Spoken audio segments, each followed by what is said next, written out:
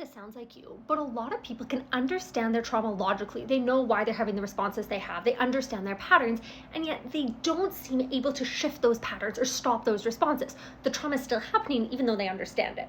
Why is that? I'm really going to oversimplify this, but I want you to think about the brain and the fact that we have different layers to our brain. And the brain, it evolved in these different layers.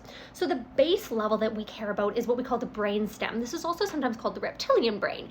And this is the part of our brain that cares exclusively about survival. We share this part of our brain with any living creature. So a lizard has the exact same part of the brain as you do in your brain stem. Humans, we also have what we call the prefrontal cortex, which is our thinking brain. That's the brain that kind of gives us the abilities to think, plan, consider our cognitions, all of that stuff.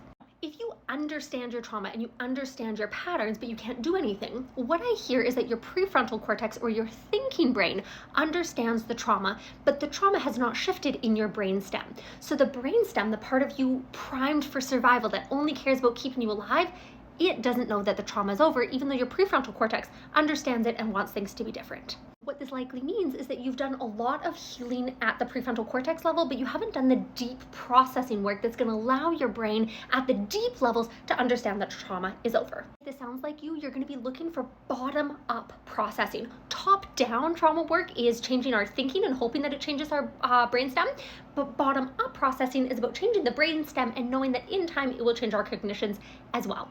So if you're struggling with this, look for a counselor or a therapist who does bottom-up trauma processing rather than top down. If you're in Canada and you're looking for someone awesome, I have a team who we all do bottom up trauma processing. You can find us linked in my bio or wellmind.ca.